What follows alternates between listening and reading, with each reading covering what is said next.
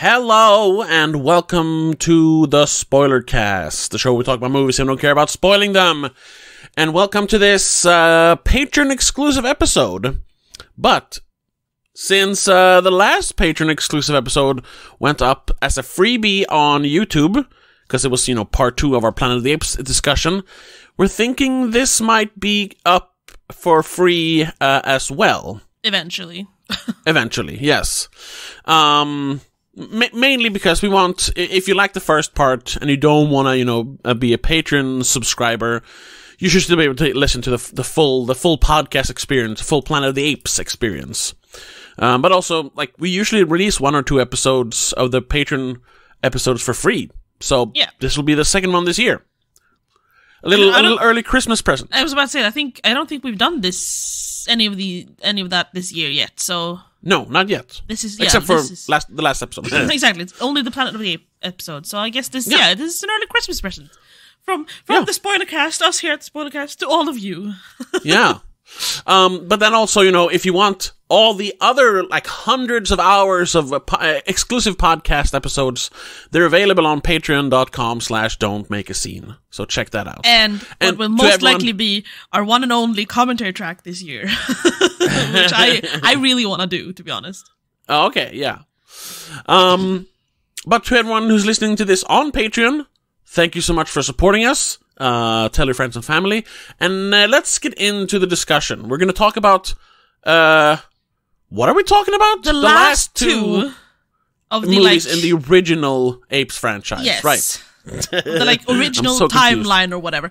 Because I've been thinking, I'm wondering if the new trilogy that we covered in the first episode might be just a different timeline or something. Okay. I don't remember my entire train of thought, but I just kept thinking that when I watched the Conquest and mainly Conquest. But let's start with Conquest. Yeah, let's start with Conquest. So, last episode we ended with Escape from Planet of the Apes, when Cornelius and Zira and what was his name? The guy who dies almost immediately. I don't remember. Something. Yeah, me neither. They named the kid after him, but I don't remember. Milo? Milo. Right, Milo. Baby Milo. Oh, yeah. Well, not Milo. The grown-up Milo dies. They escape in Taylor's crashed spacecraft just before the planet is destroyed by Taylor with a doomsday bomb from beneath the Planet of the Apes. And they come to our past, or I guess our present, their past, and tells the story of the future, which of course, is all about how apes, after the plague that killed all the cats and dogs, only cats and dogs. Yeah. No other pets, no bunnies, no other pets. Hamsters or guinea pigs. So instead of having chinchillas and parrots, everyone no, we want apes as pets. So they took apes as pets. Only to realize sometime later that, hey, they're pretty smart. We can use them as labor, aka slaves. Yes.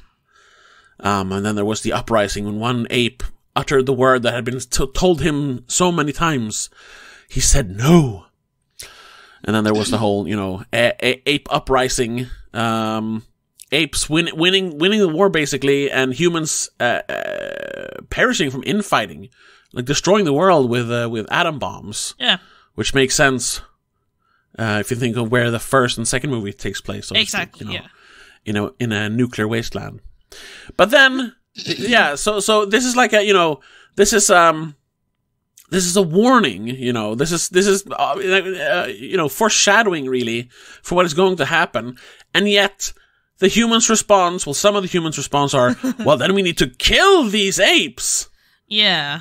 That'll probably stop everything, because, there's a smart ape that's going to take over, so we'll just kill these apes and kill the little baby. It's not like the smart ape will be someone 1,000 years into the future or something. No, it has to be these ones.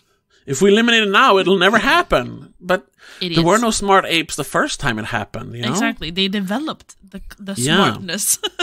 Just the smartness. They coming from the dumb human. Yeah. So...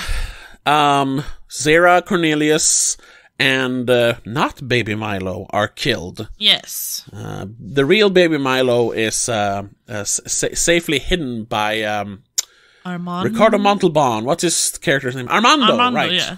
The circus owner. And 20-something years later, 1991, the far-off future of 1991, the plague has already happened. Now, like, when Cornelius told people in the 70s, he talked about, like, a couple of 100 years in the future. Yes. But I guess they kind of, you know, whatever, we sped it up a bit. Sped it up a bit. And I think I know why. Yeah. And mainly it's for budgetary reasons. Yes. Because 20 years into the future, you know, doesn't humanity and Earth different. still looks the same, basically. Yeah, we could just shoot it downtown. But if you want to go hundreds of years into the future, you need to, like, space it up a bit.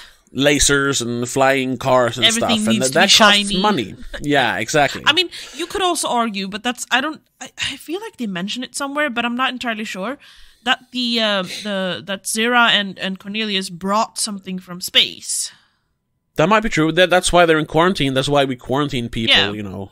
So perhaps I don't think they specifically mentioned that, but yeah, that could be it. Which would then tie in, of course, with the prequel trilogy. Yeah. That's where they said it. Yes, that's when the Colonel touches the doll. That's why he gets the evolved virus in the end of the third movie. Anyway, so it's the far future of 1991. Apes are now, they're slaves. They're used as unpaid labor. Yes. Well, they get is it peanuts or something? Or peas? As like tips? Yeah. Oh yeah, That's food. That's not money. No, I mean, that's true. You still have to feed your slaves, otherwise they die. Yeah, you're right. They're still slaves. They're not getting paid. No, that's true. There's no autonomy or freedom anywhere. Yeah, exactly. No. And in the middle of this, Baby Milo has now grown up, under the guardianship of Armando. They've kept the fact that he can talk from everyone. As we see in the end of the third movie, he says "Mama." Now he can just speak like a person, like his father. He's actually played by Roddy McDowall. Roddy McDowall, who's like in every movie of this franchise. Yes, and he's also changed his name. Well, he changes it during the movie. Yeah. That's right. But he sees all the atrocities being done to apes. As they go into the city for some reason. I mean, we never know why they're in the city. They're promoting the circus, but it seems kind of like, we'll do that too. It's like they have to like run an errand and we'll take time to promote the circus at the same time. But, mistakes happen. Yeah, they witness a gorilla, I think, getting beaten by some guards. Yeah, and like Milo arrested, just can't. Basically. Yeah, well, they beat him. They just beat him in the street.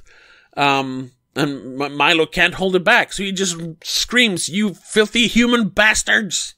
Yeah. And everyone's like, "What? Who said that?" For some reason, they think it's an ape.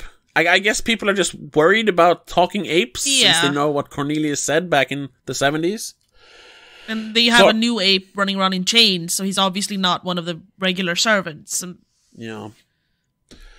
So anyway, Armando takes the fall, of course. Armando takes the fall. He is interrogated by the governor, who is this. I mean, the humans are. They're basically Nazis in this movie.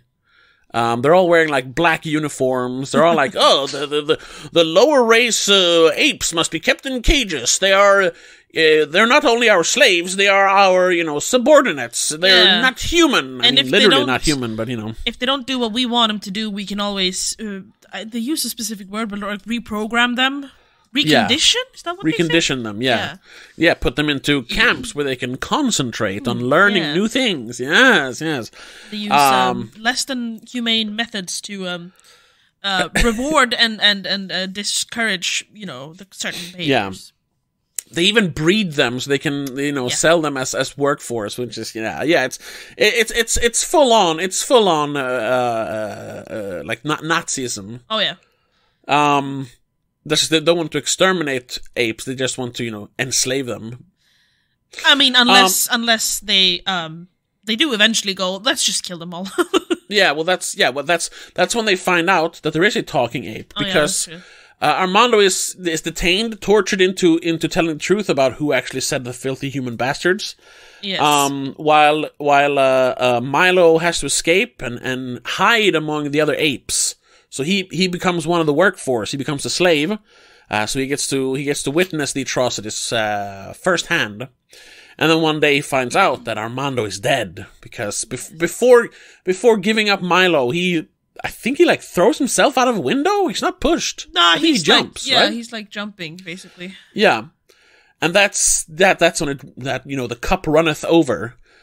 Not only are you enslaving my people, you have now killed the only man I ever cared for. The only human I ever cared for. Basically my father.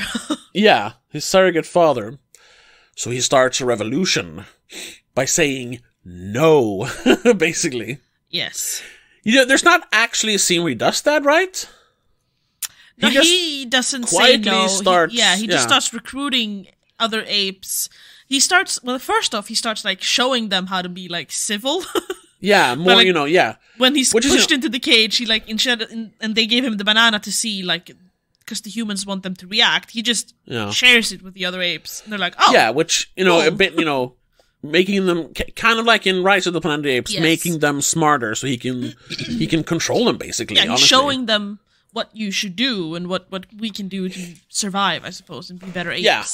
And slowly but surely they build a resistance. Yes. And it all ends in a bloody battle. I love the montage when you see all the apes collecting weapons.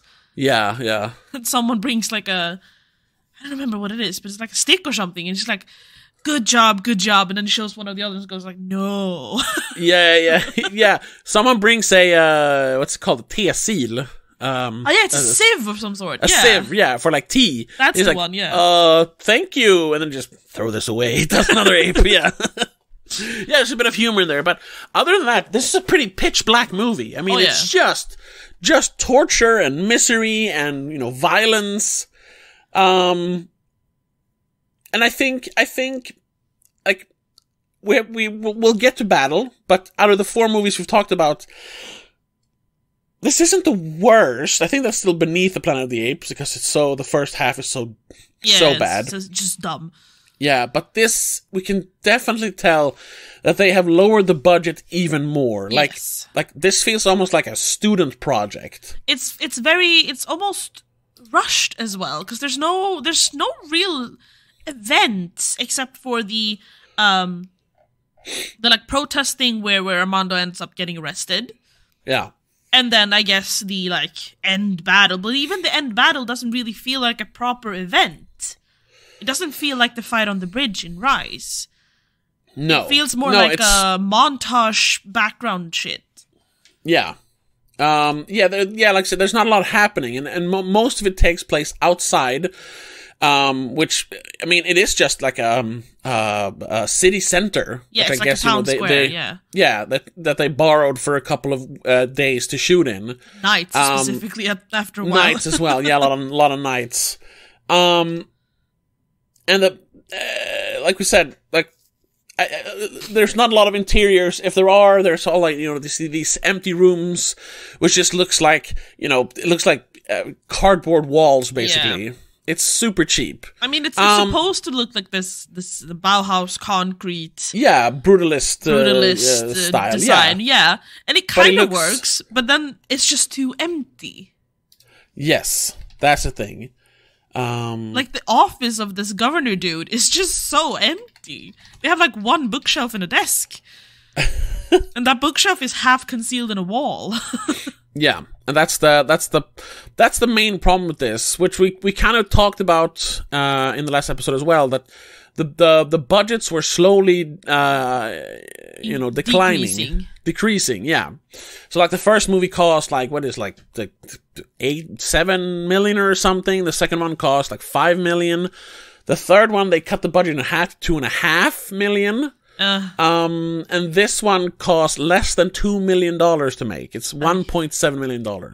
Sure, it's still a lot of money in the 70s. Sure, but you can tell there's a lot of people who need to be paid. There's a lot of gorilla and chimp and orangutan masks that need to be bought. Yes. Which is also, Costumes. I guess, why they put everyone in jumpsuits, because that was probably cheaper than having a lot of fur and stuff.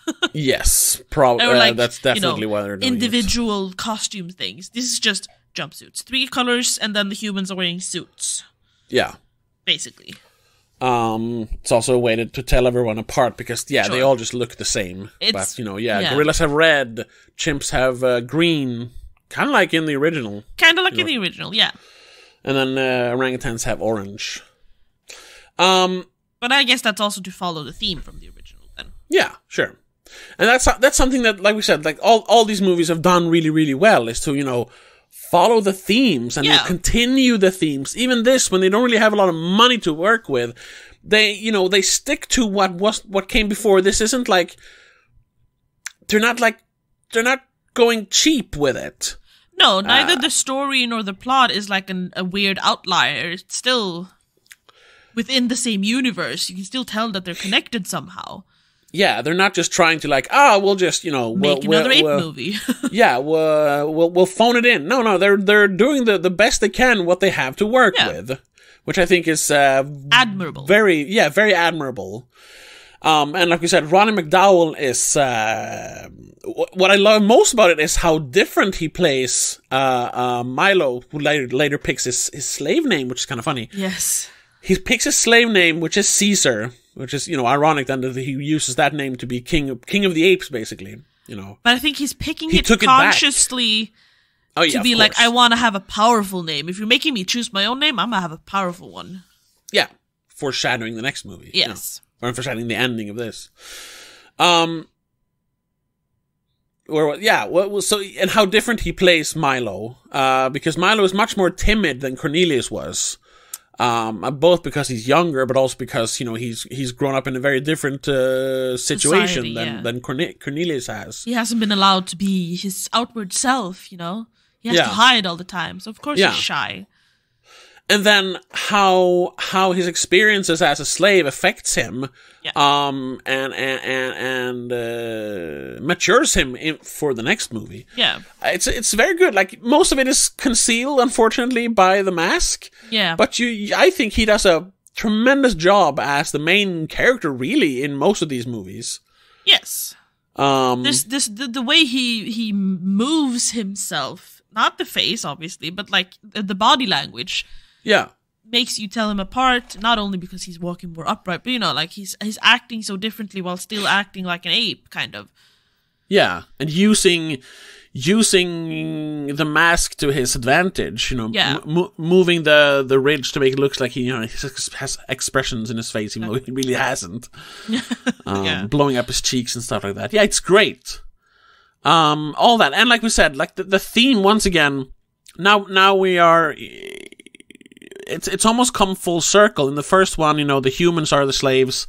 Yeah. Now we see the apes are the slaves. But it's like we said, it's continuing the theme there that, time is a flat circle. That, everything repeats because we never learn from our mistakes, which is kind of true. I mean, we always talk about learning from our mistakes and blah, blah, blah. But I mean, history keeps repeating itself in reality as well. Yes. I mean, in our world, in the real world, as well as in these movies. But then there is a slight change in the end of this. Instead of the apes, conquering the planet and conquering the humans, and, the humans having to go full-on nuclear war, Caesar, spares the humans. Yeah, he just takes his apes and leaves to have their own place. And, letting humans live, even though they are kind of the workforce. Not slaves per se, but the people have to do all the manual labor. Yes. Yeah. And that really leads into the next movie, because, just to wrap up this might be actually a very short episode. Compared to the other two, yes. Yeah. Which maybe is good if you're going to listen to the whole trilogy of episodes. That's another thing that tells you that this is a cheap movie, because it is so short. It is less than 90 minutes. Yeah, it's 1 hour 28 with credits. Even though the credits are very short, to be fair. Sure. But the actual runtime is like 1 hour 25. Yeah, basically. And even then, I think there's technically like an opening credits, isn't it? Yeah. Which also is just like random images and names. Yeah. For another like 2 or 3 minutes. So, yeah, like we said, there's not a lot of happening here. You have the core idea of apes rising up. Hey. But they don't really have any money for, like, big action scenes. You have the one big showdown in the end. That's about it. Yeah. The rest is just people talking and apes being, scared with a flamethrower in a cardboard room. That's about it. Yeah, that must have been like the most expensive equipment they had. The one flamethrower they used like twice. Yeah. And then that one scene when they set fire to the restaurant. Yeah. Because everything else is, it's very cardboardy and plasticky, even though they try to disguise it by making it brutalist, but it didn't really work. It's almost like you can see the walls flopping about. I think you can at one point. Probably. I think you actually can. No, so like if I would rate this movie, it's an A for effort. Like I said, I love the performance from Roddy McDowall. Same from Harry Rhodes, who plays one of the more sympathetic humans, McDonald. Oh yeah. Ricardo Montalban. I mean, he's for what good. little he's in. He's not in that much, to be fair. No, he's in the beginning, and then he's really in that. He's in the first hour basically. But there's a lot of cuts to him. There's only like 2 scenes. Yeah. And then the rest, they're basically the rest are just apes. People in suits. There are a few humans, but they're not extraordinary or anything special, really. Yeah. We have to mention Lisa, though, the female ape. Yeah, she's the first ape who actually speaks other than Caesar. Yes, eventually. But she is literally the ape version of the human from the first movie. What's her name? Nova. Yeah, she's just armed. She's just there. She's literally there to be bred. Yeah, she's arm candy. They're just using her to. They're using her to breed more chimps. Yeah, and she's supposed to look pretty, which I found a little weird when they had the breeding scene and he walks in and she's like, "Hello." Whoa, yeah, hello, sailor. And it's like, wait a minute, aren't you basically like just being, forced, raped over and over again? Even though she did show interest in him, so maybe she was happy it was him. Yeah, that is a weird connotation, weird. though. And before that, they show images of like real chimps. I was like, wait, are they breeding their slave chimps with real chimps, or I don't get it. No, those are supposed to be baby chimps. Ah, right, because they use real chimps as babies. They don't have infant suits, so they have real baby chimps. Yeah, they did change that a little bit in the next one, though. Well, that's because the kids are like, young adults, small adults, like 10, 12, But that's also just I don't know if it was like intentional, but when we see the baby chimps sitting in like their glass cage, at one point they're like, they're playing around and whatever, but they always look kind of sad, baby chimps. Yeah. And there's just one quick cut when you see them hugging each other, and they're just like, oh, they're so alone and afraid in there. It's horrible to see. Oh, they're like, whatever, that's the one that's in focus. We'll use that. Yeah, no, very effective though. Yeah. That's what the movie is. I think it's very effective. Like it uses, it doesn't really waste any time. It goes right to the core of the point. And I mean, like we mentioned I don't remember which one of the episodes, but they're getting to the point and they're showing us something, and we react to it differently than we would have been if we saw humans suffer the way we see these apes suffer. Because it's a different thing seeing the same issues but with another lens. Yeah, exactly. And this one does that very well again, because you're like, wait, but they're using animals as slaves? What the fuck? Yeah. This one, though, is the most overt with it, because in the end, when they're standing there, they're about to kill the governor, Breck. MacDonald is standing there like, no, Caesar, don't do this. Like, it's wrong. And he's like, you of all people should understand. Yeah. And he literally says, as the descendant of slaves, I do understand. He's like, oh yeah, that's right. It's a little on the nose, but I mean, it works. It definitely works. Yes. But that's, yeah. Then the movie ends with them, sparing the humans. And we get to battle for the planet of the apes. Yes. Which starts in the future, not the far off future from the first movie, but somewhere in between. It's like 2670 something. Yeah, it's I'm guessing like a few years. That's the thing, though. It seems like it's only, say, 8 to 9 years after Battle or Conquest. No, but the movie opens with the lawgiver. Right, telling the story. That. Yeah, there's like a. I guess they're kind of recapping the last two movies. Right. And it says 2672, I think. It's supposed to be like right. Yeah. So it's just 600 something years after Conquest. Yeah, but it's before the original crash landing, I suppose, which takes place in 3900. Yeah. Which makes sense, because they talk about the lawgiver making up the rules 2,000 years earlier. That's true. And 2,600 almost like 1,500 years before the original movie. So I know. Yeah. And in that scene, we see human children being able to talk, right? Well, that's the end. Is that the end? It just starts with him telling the story of the first ape who spoke in our time. Right. Yeah, we see clips from Escape, we see clips from Conquest, and then we cut to 10, 15 years after Conquest. Right. So like the early 2000s. Apes have won the war. Humans destroy themselves with nuclear bombs. Again. Again, yeah. So that part repeated, but and now humans they've not become animals. They're not being hunted by apes. Apes are living in a shaky alliance with the humans who survived. Like we said when we jumped ahead a bit before, they are being used as workforce because because of how apes were treated. Yeah, they mention like we can't trust you yet.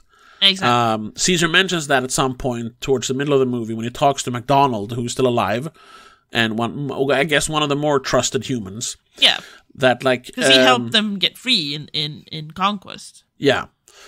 He mentions like he says something to the effect of, when we trust you, we can free you, basically. Yeah. And we can't fully trust you yet. But then, MacDonald starts talking, first there's of course dissent with the apes. Some of the apes still thinks, humans are trash and they should... Mainly gorillas, yeah. We should just, get rid of them, really. Or treat them as animals, like how they treated us. And then... for some reason, I don't remember what they exactly talk about, and that's kind of funny because I just watched the movie. I'll spoil and say this is probably the worst movie in the franchise. It's not great. MacDonald and Caesar starts talking about Caesar's parents and how they talked about. All right, they talk about. No, but it comes as a reaction to what happens between Aldo, one of the gorillas, and the human teacher. Abe, yeah.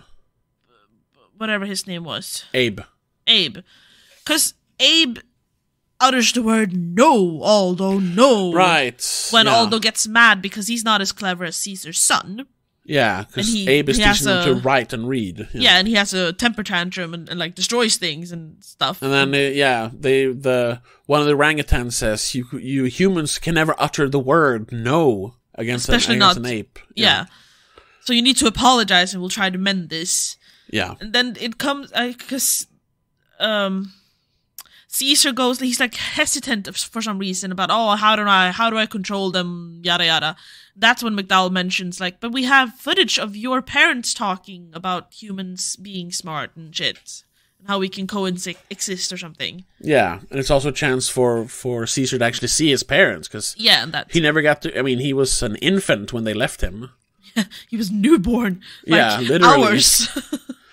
So they go to the Forbidden City, which I guess then in the future becomes the Forbidden Zone, which is the city from Conquest, which was destroyed in the nuclear war. But underground, of course, the archives should still be, fine. They were supposed they're in bunkers, Yeah, they should be able to withstand a 10 megaton bomb. So they go there, Caesar McDonald and, what's his name? The orangutans, right? The orangutan, yeah. What's his name? He's, Is it Virgil? Yes, Virgil, exactly. All right, that's Paul Williams. I forgot that. Paul Williams plays Virgil. Because it's funny because, just like in the earlier movies, the orangutans are the philosophical ones. Yes. Chimps are the scientific ones, and gorillas are the military ones. The military ones, yeah. So Virgil, earlier in the movie, which once again makes me think that, they always had like this time travel thing. I mean, obviously time travel is part of the first movie, but that was always part of the theme because he talks about, how he is like theorizing that if you can travel at the speed of light, you can travel back in time. Yeah, he even mentions like if you travel fast enough to London and to listen to your own recording, you can go back. If you travel fast enough the other direction, you can go back and change your recording before it's ever actually played in London. Yeah. I didn't really follow along, and obviously it's not a full theory yet, but he's trying to explain it to other, is it chimps? I think it's orangutans. Maybe it's orangutans. Yeah. But he gets interrupted. I think it's partly supposed to be a joke because it's you record a a speech which is awful, so then you can go back in time to not listen to your own speech because it's so bad. Maybe, something like that. Yeah. Anyway, so he goes with them to the city, and they find the recordings of Cornelius and Zera, and they talk about that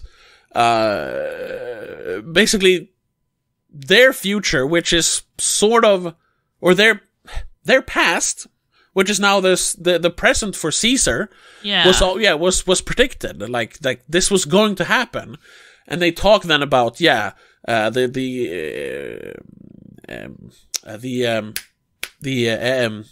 the fuck is the word?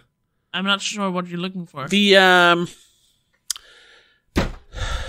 kommande, vad heter det? Future to come? I don't know what you're saying. The fuck is the word? Oh, whatever. That, eventually, the world will be destroyed more than it is now, basically. Like this was always going to happen.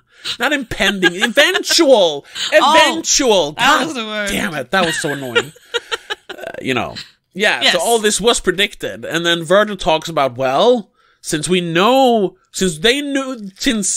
future is now part of the past, we knew what was going to happen, which means we can now change the future, basically. This is where this timeline gets a little bit muddy for me, because technically, their future is it's where Zera and Cornelius are supposed to come from. Problem is that Zera and Cornelius went back in time and altered their timeline because they left their child in the past, which should never have been born. So everything is sped up and changed because they have a speaking ape earlier than the universe had planned, so to speak. Yeah. But that's also what Virgil talks about, that, Yes.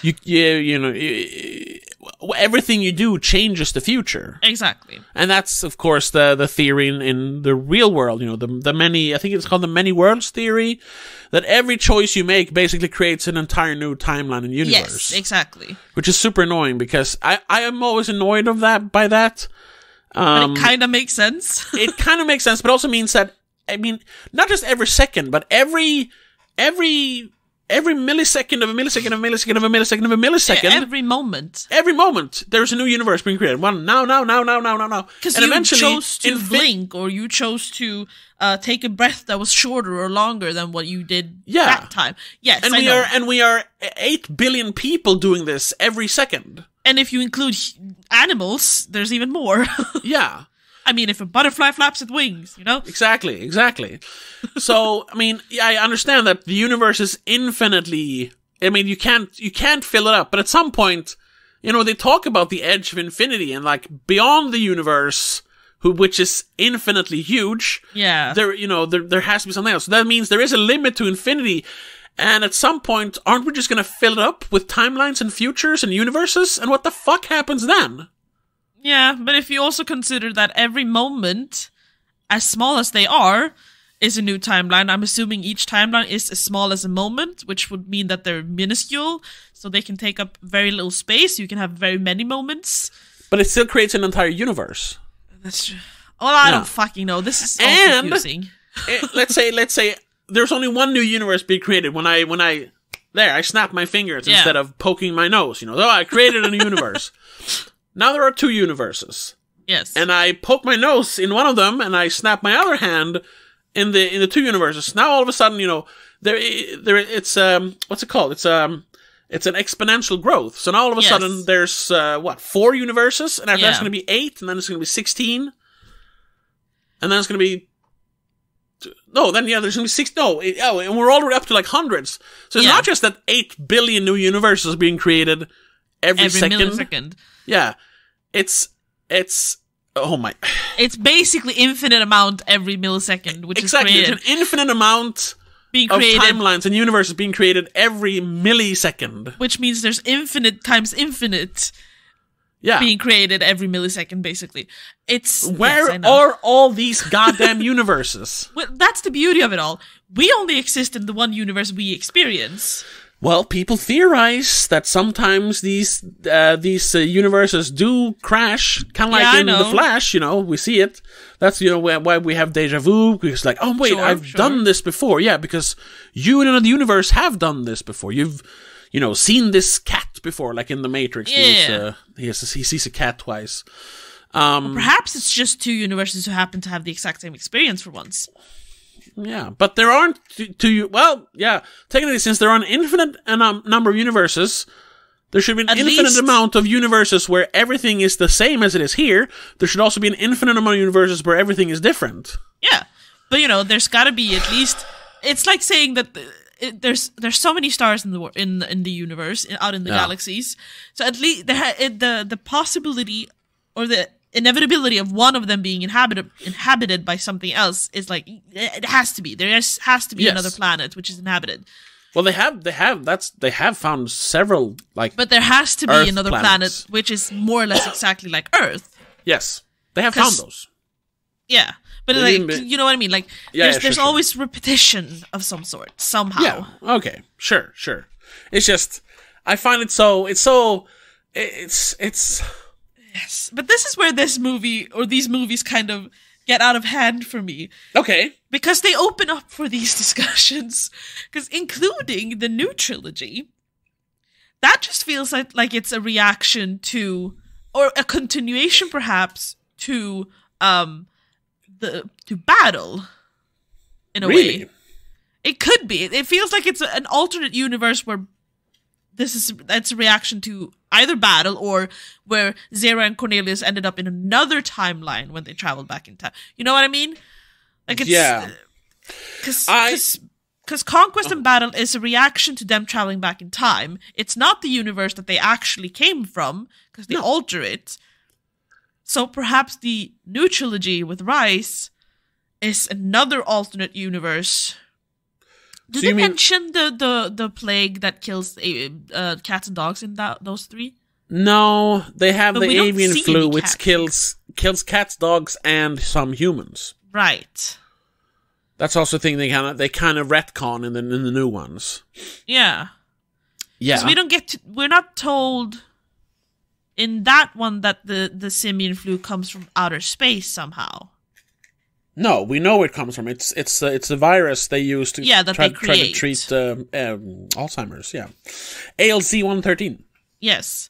So, but they still try to make it seem like that's because that's not a completely new reboot, is it? Or are they like saying that you should disregard the original 5 movies? No, that's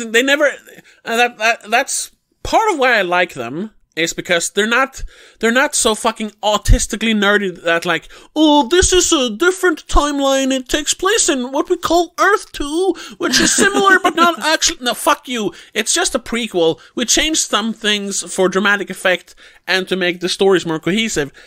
They put story first and plot second. That's why they changed some things. Yeah, that's true. They could be the original that led up to Zera and Cornelius actually having to leave Earth and then travel back in time, which becomes Conquest and Battle. Yeah.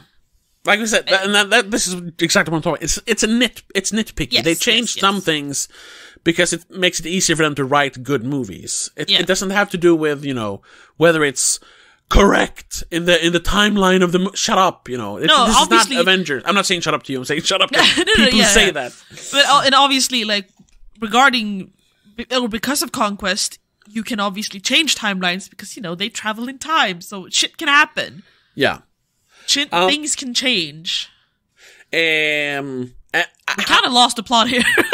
Yeah, we got, but there's not a lot of plot left for battles. We could finish that up. They get to the city, they see the recordings and realize, we have a chance to change this future. We can actually, if humans and apes can live in harmony, we've broken this cycle of bad, so to speak. Yes. And that's what Virgil talks about, we can change the future since we know the future. But Aldo and his crew aren't really down for that. No, and also they discover there are humans living in the city. Oh yeah, mutants, which I'm guessing they put in there to kind of be like the predecessors to the bomb religion people. Melty face people in Beneath. Because these people are, they're being melted. They're being affected by the radiation, and they have scars and stuff on their face. I do love how Virgil he has like a device to be able to read radiation. Yeah, but that seems like such a foreign thing in Beneath. Like they don't know what radiation is then. I guess that's knowledge that kind of disappeared. Yeah, well, obviously because it's 2,000 years later, and radiation it's become myth. Yeah. And again, this is technically a different timeline. I don't think it is. I mean, it's different. But it could still lead up to what happens in the original Planet of the Apes. Yeah. And also, that's why I don't like to see it as a different timeline. I like that there is only one time. I mean, because this is all theoretical anyway. Yes, of course. And I like the fact that when you do time travel movies, time travel stories, there's one timeline, but you can change that timeline. Yeah. The traveler still remembers what happened before. I guess that is then technically the other timeline, but it only exists in his head. Yeah. That's Back to the Future. Is the ultimate time travel movie because they talk about because he talks about like, but if I change the past, won't whatever his girlfriend's name is, who's like she's knocked out on a couch in the second movie, like won't she disappear as well? No, like the future will just change around her since she isn't affected by it. Like, that's so much easier to wrap your head around, and it's so much easier to actually use as a storytelling device instead of having to go like, well, no, there's 70,000 billion bajillion different timelines, and you don't open up for the or inevitable multiple questions then of like, but what's the other version then? You use the tool of time traveling to tell a story of how people can change. Yes. How, in general, we're doomed to make the same mistakes, but if we just learn from mistakes, we can change, we can do better. If we could go back in time and do it all over again, maybe we would make a better choice. Yeah. But I mean, it's also just a sci-fi way of saying we can learn from our mistakes. Yes. Because that's really what they're doing. It doesn't have to be time travel involved. It could just be that, my parents thought this way, and that's why we had a war between apes and humans. So if I try to do a different way, that way we can can stop this war. We can avoid it. Yeah. The time travel stuff is just fun sci-fi, you add that because it's fun. Fun. It makes it sci-fi. Yeah. That's not the story is not about time travel. The plot is, but the story isn't. Exactly. We've talked about this as well. There's a big difference between plot and story. Yes. Anyway, so these humans, of course, they are, of course, scared of the apes because the apes... because they remember. Yeah. I think, technically, the leader, Cope, That is the guy from Conquest, right? Yes, he is in Conquest. He's I don't remember his character in Conquest though, but he's there. He's like the second in command after the governor, Breck. I guess he has a beard and everything. And he's got to be one of there their, when they're torturing Caesar, supposedly torturing him to death. But all this, he doesn't die. Oh, yeah. But anyway, so they attack Caesar and Virgil and MacDonald, and then they escape. But then, of course, humans are like, so the apes are out there. We'll follow them and kill them so that we will win. Yeah. And then the battle starts, and then there's continued infighting. The guerrillas want to take over. They want to take power away from Caesar because Caesar doesn't want to fight really. Caesar's too docile. Yeah, well. He wants to preserve the peace. Yeah, but they see it as he's a fucking pussy basically. Yeah, like we can't win the war. It's better with to humans. eradicate. Yeah, the only good human is a dead human. Yeah, they don't say, but that's basically that's what they mean. That's what they mean. I mean, it's also like they obviously see it like, well, humans were rude to us and mean, and they were killing us, so we have to basically do the same. How else are we gonna tell them that we're not okay with them doing that? Exactly, which is perpetuating this whole cycle of destruction, which the this entire back. Exactly, the circle completes again. Yes, this is the war that destroyed the world. Yeah, they go so far as to even break their one big rule: ape should not kill ape. Yeah, although not accidentally, inadvertently kills. Caesar's son, Cornelius, named after Cornelius his grandfather. Jr., I suppose. Yeah. And then the battle ensues, but in the end, I mean, even Caesar says, now we fight like apes, and they kill the attackers, the aggressors, the mutant people. But then, because, the guerrillas rounded up all the human workers in Ape City, and they're like, now we should just kill the rest of them and be done with it. And that's where Caesar says no. Because that was the mistake their ancestors did. Yeah. They continued killing instead of living in harmony with humans. And that's where the story changed. That's where they break this cycle of destruction. Yeah. And we then fast forward to the beginning of the movie, 2670 something, where the lawgiver then talks about how instead of continuing the war, Caesar stopped the war, and now humans and apes live in harmony. And that's when we see he is talking to a class, basically. He's talking to children, reading from the scrolls he's writing. Both ape and human children. Exactly, both ape and human. And then one of the kids says, what does he say? I don't remember. I just remember the ape kid pulling on the human girl's hair. Yeah. They're like, again! They run off. Yeah, I don't remember. She asks something. Yeah, and she pushes him back to show that, they're still, we're never going to stop fighting, but we can at least stop killing each other, Yeah, and I mean, it's not like they're fighting because they're different races. It's more like they're fighting because they're, they're classmates. Classmates always have infighting. Yeah, but it's just to show that, it's to show, there's always going to be a darker side to human, to nature, not human nature, to nature. Like, even though we've stopped fighting, we're still, we're still human. We're still apes, Exactly. But at least we're living in relative peace. Yeah. And then... despite ape killing ape, because Caesar does end up killing Aldo, right? That's also like a debate. Aldo, when he's confronted by everyone, like, you killed Cornelius. Ape killed ape. Ape killed ape. And they climb up the tree. He climbs up a tree. Caesar follows him. Aldo pulls his sword on him and is about to, attack Caesar. Caesar grabs his hand, and Aldo falls. It's not like he throws him off the, it's... No, that's true. I know... stops him, which causes him to fall. Yeah, so the last thing he says is, he's conflicted, just like Caesar in the prequels are, he's conflicted over letting, Koba fall. Yeah. He's obviously conflicted because he is responsible even if he didn't actively kill him. He inactively did it. And yeah, exactly.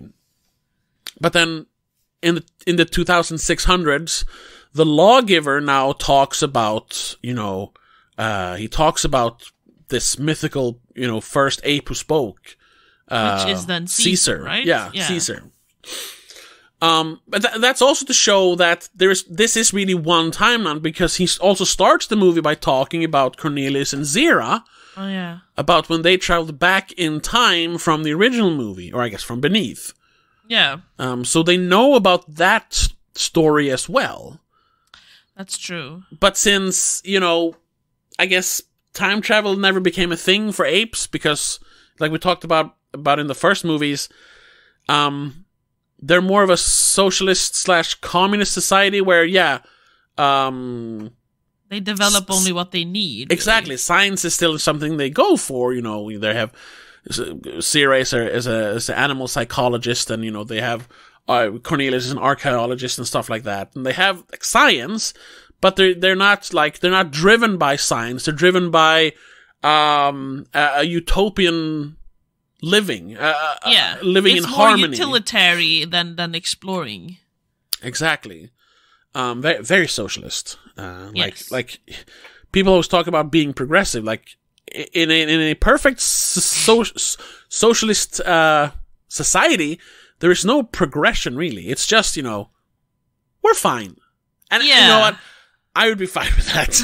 I'm so done with progression. It's being content rather than trying to reach new heights. Yeah, which is also why I don't think ever like socialism or communism would work, because there's always going to be people who be like, but maybe I could create a computer that thinks for itself, even though we don't need it. Yeah, but that's also then you wouldn't try to find easier ways to solve your problems. You would just be fine with having to do it the hard way. Yeah, or which is both positive and negative in my opinion. I'm always looking for easier ways to solve issues at work specifically. I'm like, this is very niche, I guess, but we have, I enter orders into our system, and we have to have certain price lists in the background to be able to enter the items. Mm-hmm. Certain items are not added to the price lists. I can still work around that, but why would I work around it when I can just have them add the price list? Or add the item to a price list, which is much easier for me, because then I never have to do the long way again. But they don't have to want to do the work, so they can just tell me to do it the long way. I just see why not just do it the easy way? Do one fix, and then you have the easy way forever.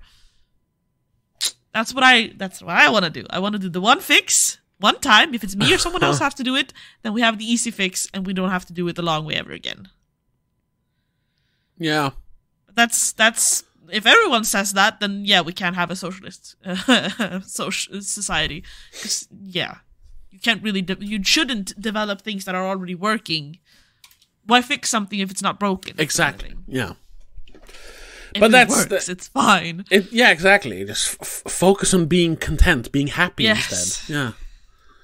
Yeah, something to that. I just don't think Since but there's different levels of it, obviously, because of course. Small fixes are one thing. Trying to I need to find a car that can drive itself. That's a bigger thing. Yeah, you don't need that. No. You can just push that pedal down and drive it yourself, or just take the bus, have someone else drive you.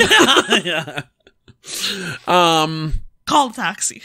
But also, even if we would change, because now obviously we're living in a capitalist society. Yes. Even if we wanted to change it, it's not. It would take so long to do that paradigm shift from one ideology to another and have the entire world actually follow along. Especially since the capitalist and monetary system is so invisible nowadays, when we don't even have cold hard cash really. Yeah, it's all just zeros and ones. We're trading with nothing literally, but we're still trading value somehow. Yeah. So weird to me. That's why it's still a sci-fi concept, but I still think Star Trek figured it out the absolute best way. Please explain, because I don't think I've watched enough Star Trek to understand that. No, and it'll take too long, but I'll explain. The absolute easiest way is that sometime in the future, I don't remember when, in the 90s, in their timeline, there was a third world war where nuclear weapons were used. They didn't wipe out humanity, but, it was enough to, like, the people who were left realized that we can never do this again. Like, that was like the warning shot. Like, if we use nuclear weapons again, we're going to, like, ruin everything. Yeah. So how about we stop fighting and try to work towards a better future, which meant that they, focused on science, focused on progression. Yes. They had a bit of a reset, in other words. A little bit, yeah. And then they figured out replicators, which is a big thing. Like, it was that... you can, like, pinpoint... You usually say, like, there's this big thing, tons of things has to change... But in the Star Trek universe, there is one thing that changed everything.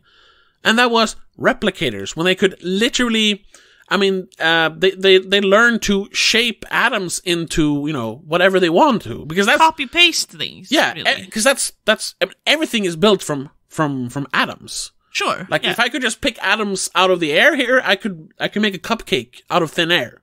Yes. Because the building stones are here, everywhere. Yeah, but they're just so small that we can't touch them. Yeah, that way, or manipulate them that way, I suppose. In the future of Star Trek, they figure that out. So then, they can replicate anything out of thin air. That's why so there's no shortage of anything. No, we're not going to buy stuff because we're not going to run out of atoms. That's not how things work. Exactly. So they can just make anything. There's no need for money anymore. Like, I need a car. And a car appears. Yeah. I need some... I broke this glass. And you make a new glass. But the one utopian thing about that is that the person who came up with the idea of the replicator and the one then who distributes the replicator are fine with just giving people that, right? Well, yeah, but because what would he need money for? He has a replicator. Yeah. He doesn't have... What would he use money for? Like, he would use money to buy a big house. No, he just make it from the replicator. And he has a big house. Yeah. It's a big cheat to just be able to magically create whatever you want out of thin air. But if we would be able to do that, we could live in a completely moneyless society where they don't even... And I also like that, like, the philosophy of Star Trek... I guess this is me reading a little bit too much into it. That's not something they specifically said, but it's something, because whenever they talk about, like, entertainment, music, movies, theater, anything like that in Star Trek, it's always stuff from, like, our time, before the Third World War, before the 90s, basically. Yeah. It's almost like if, culture stopped... which, culture shouldn't stop. That's a bad thing. No, that's a shame, yeah. Yeah, but, they, instead of focusing on, because, they created replicators, like, Jesus, we can do anything, they continued, like, Star Trek society is so focused on science and actual progression. Yeah. That, they've almost, they don't really create new culture. What they instead do, that's only because, then they can use old music in the TV shows. It's another thing, cost cutting. But yes. It works very well then that, because we have so much culture, we can just appreciate what culture we have, appreciate operas from the 1800s, appreciate, they always recite fucking, Shakespeare in Star Trek The Next Generation. They appreciate, the culture from before, while still, progressing the science of the future. Which I think is a perfect marriage between culture and science. Yes, but can you imagine never having a new movie to watch? Because eventually, someone like us specifically, or you even more, will have watched every single fucking movie there is. No new music of the kind, because you don't like everything. No, I don't like everything. No one likes everything. But honestly... What if your favorite band would never produce music again? You would never be able to hear any of that kind of music, new versions of that kind of music, ever again. But honestly, Rebecca, honestly, how many new things do you actually like, and like movies or albums do you actually like put into your then rotation? How many new albums do you actually like and listen to more than once? Oh, the most recent one that was released earlier this month, I listened to it once a day. Sure. Literally. But do you still do that? No. I on my way home today, I've listened to it 3 times. Okay, sure. And it was released earlier this month. Of course, it's not a perfect solution. No, and I mean, I don't remember exactly, but I'm sure they still do create some. Yes, and there's a focus on. If it was to happen in real life, I'm assuming people would still like to produce music and movies because it's fun to do, and they can. They don't have to do it for the monetary reasons because they can just make whatever they need on the side and still produce the fun cultural stuff. Yeah, you can literally do whatever. A painter would still paint because it's fun to paint. Yeah, of course. It's just that the focus is on they don't science. have to focus on trying to sell it afterwards. Exactly. They would just go food and they're done. You can just do it for yourself. Yeah. Yeah. And I love that part. Might produce even better art. Of course. And music and movies because they're not thinking about the monetary things. They're just doing it as everything would be a passion project. Exactly. There's no like budgetary restrictions. No, because they can just create whatever they need. Yeah. They also don't have to think about, oh no, we have to sell tickets, so let's make this more family friendly. No, you can just make anything. Make anything you want. Which and if would, no one watches it, whatever, it didn't cost you anything. No, so you just make it for yourself. Yeah. Oh my god, that would be even better. Yeah. Only thing you would need is, I guess, someone to run the movie theaters. But even then, people might do it as a passion project. I guess, yeah. There's always going to be someone who goes like, yeah, I'll run it. I want to watch it anyways. Yeah, exactly. Because they don't have to do it for the money. See, if I don't have to work for money, I would happily work, probably. Yeah, exactly. And there we have that Star Trek is kind of socialist. Because let's say we don't have replicators, but we could technically eliminate money. Oh, yeah. Now, a lot of people would, of course, they're like, oh, but why would I work if I don't get paid? But if you still get everything you need and want without having to pay for it. Yeah. I don't care about... It's not the money I care about. Money's meant for spending. Yeah. I want the things that I buy for the money. Yeah. But if I can get them instead of the money, I don't need the middle hand, which is the money. We've completely left Planet of the Apes. Because I'm running into the other problems. Because the fundamental thing a human need is, food and water. Well, food. Yes. So the people who grow the food, why would they work, farmers, whatever, cattle racers, or whatever you call it?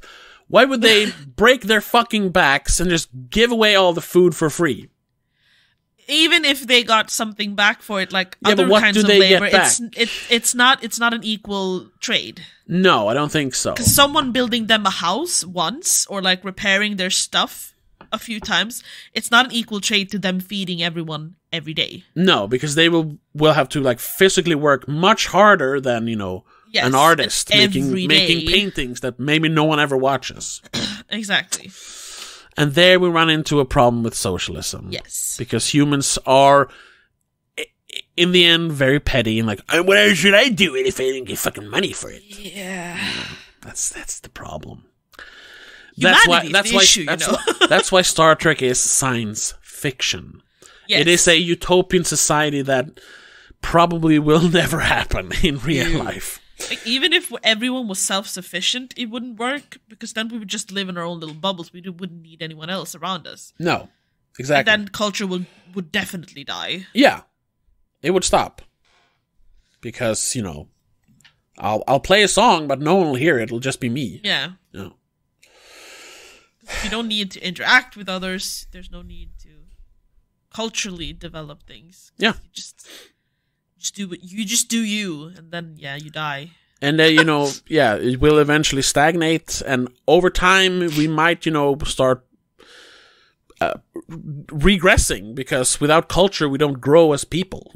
And then we would get to the Planet of the Apes. Yeah, then we become animals. Oh, see, we came back. Let's wrap this up then.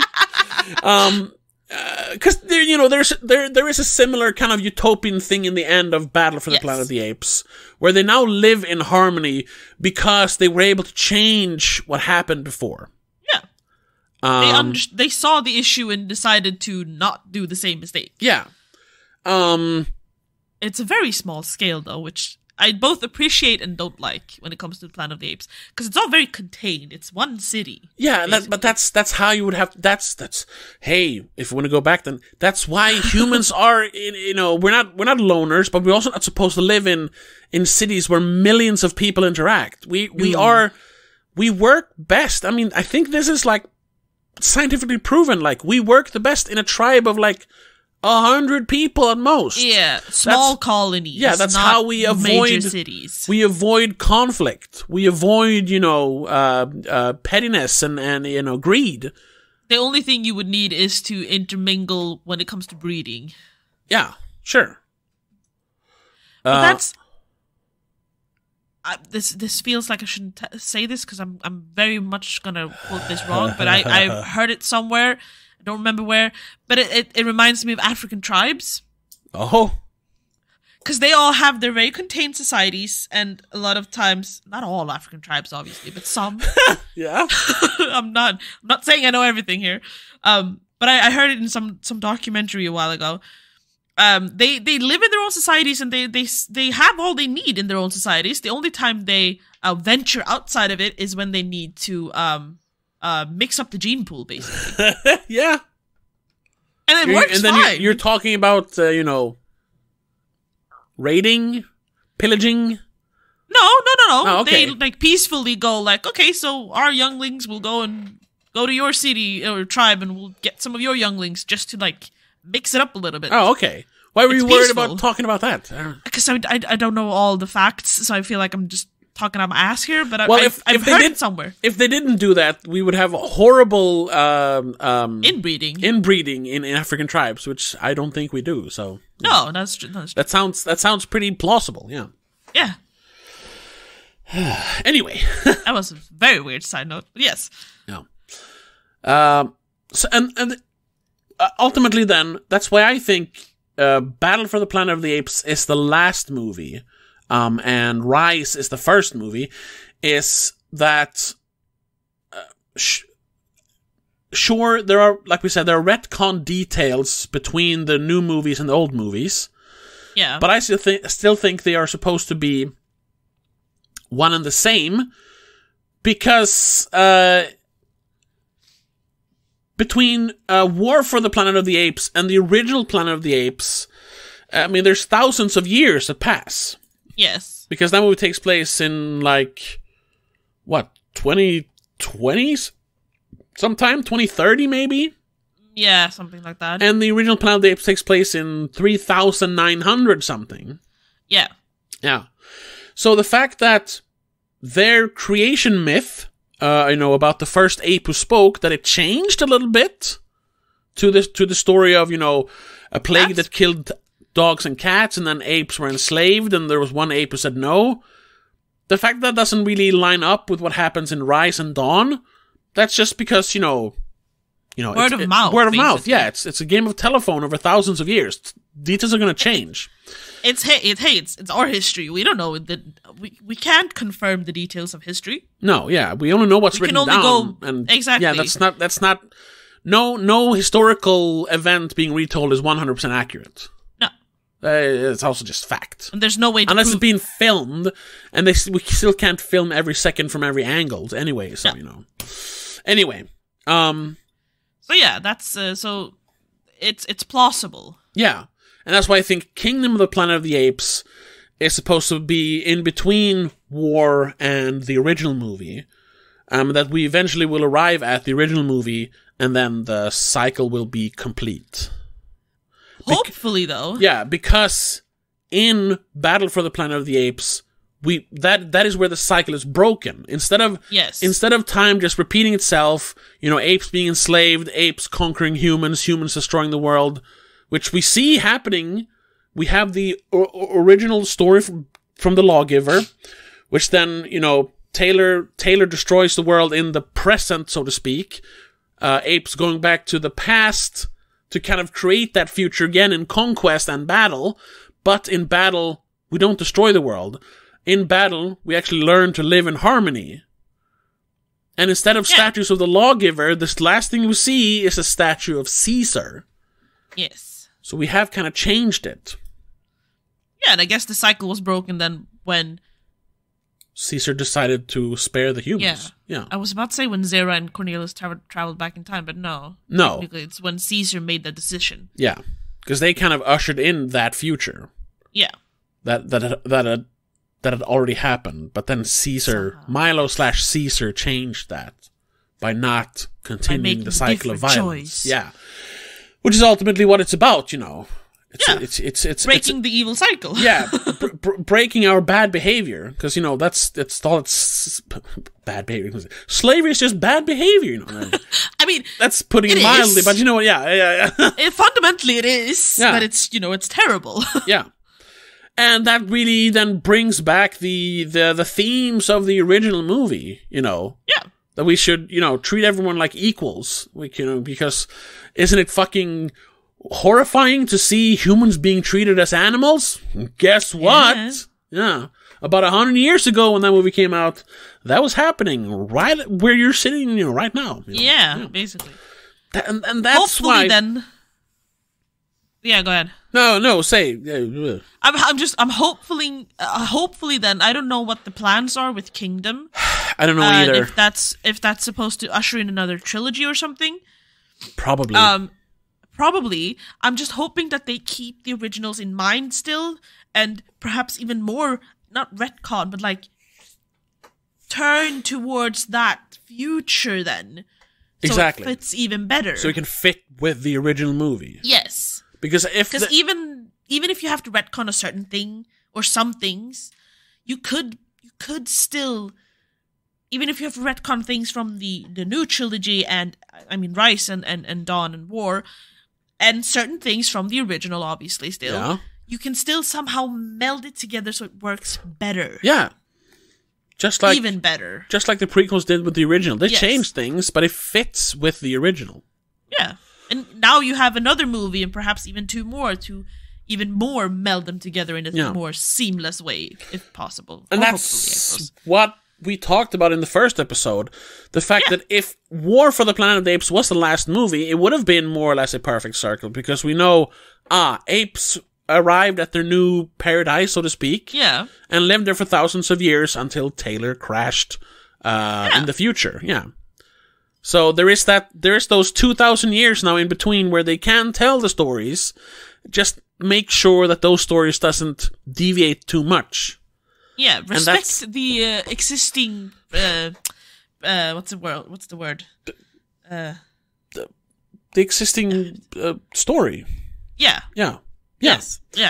But my mind wanted to say something else, but I don't think that word fits, anyways. But that's the big problem, because we can look at another, admittedly not as good franchise, but still another time traveling franchise, Terminator, where you had the first movie and then the second movie, which are kind of perfect how they fit together, and then the third one is not as good, but it still fits in because he kind of completes the circle.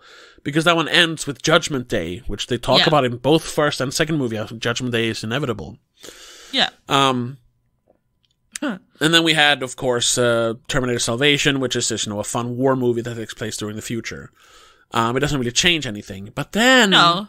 Then they started changing things. Did Terminator Genesis, where they started changing the timeline because, actually, when you change the future, there's the idea of multiple time, and they started like nitpicking the plot and trying to they went too nerdy with the plot. Didn't we talk about those movies somewhere? We watched Genesis. When Dark Fate was new, because Dark Fate is the last one. When they brought back Linda Hamilton. And we were going to do an episode on it, but... kind of scrapped it, maybe. Yes, because Genesis was so fucking bad that we just didn't even care about watching. I still have never watched the last one, Dark Fate, because I was like, I think I did. I don't care. Terminator is ruined. I don't want to see anymore.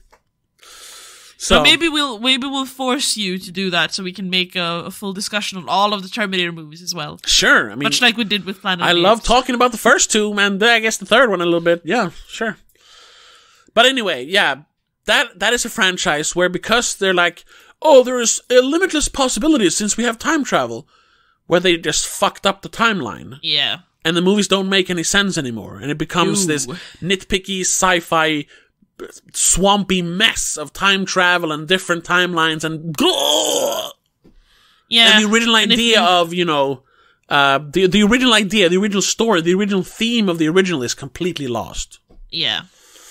So I really hope this new movie, probably trilogy of movies, does not ruin the original idea that has been kept intact more or less over, 8 movies and 60 years soon. Exactly. Yeah.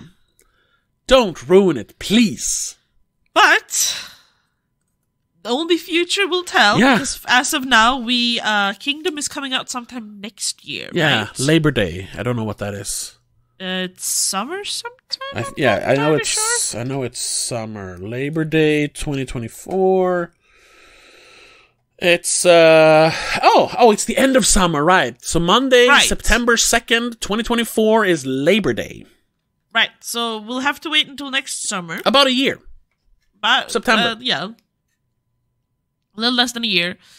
And then even then, I mean, it's only one movie. We'll see what future brings if there's more movies or not. Yeah. Hell, I'm still happy there's no like TV show spin-off. Yeah, well, there is, technically. They did one in the 70s. I've never watched it, but... Yeah, but isn't that it just takes place like in between two movies? Yeah, technically, and I mean, and I don't think it's it doesn't considered... really add or change anything? Yeah, it's not considered canon, I think. It's not the Sarah Connor Chronicles that fucked up timeline. Oh, yeah, that's true. Oh, I didn't even think of that. It's not fucking The Continental. Oh my god. Did you ever watch any more of that show? No, me neither. God damn, that was terrible. It wasn't even that it was bad. It was just like, why? Hey, if you wanna hear that, check out the Patreon. If you're not, except for the patrons already are here. Yeah, because we never posted that free, did we? Yeah, we did, just not on YouTube because I couldn't be bothered. I just pressed auto, which released only on podcast platforms. Exactly. That's right. This is like, you can find it. You can find it. Yeah. But that's gonna have to be it. That wraps this up. Yeah. Yes. Thank you so much for listening. If you're listening to this on Patreon, thank you so much for supporting us. Tell all your friends and family. And if you're listening to this on the free platforms, leave a comment. If you're on YouTube or whatever, you can leave comments on any platforms. Or just, tweet at us or comment on the Instagram if you can't find another place. Yeah, there's a link tree down below with all our stuff. And if you want to hear more stuff like this, check us out on patreon.com/don'tmakeascene. There's a link for that as well. But we'll see you in the next episode when we'll do something. We still haven't watched Napoleon. No, that's true. I'm not entirely sure. We're coming into December soon as well. So next episode is technically December. Well, this will be released technically on December for free. That's true. Yeah. The free release will be in early December, so maybe we'll just... We'll do Napoleon for later, and we'll do some Christmas movies now in December. Yes, there is one new release that we are excited about. There is?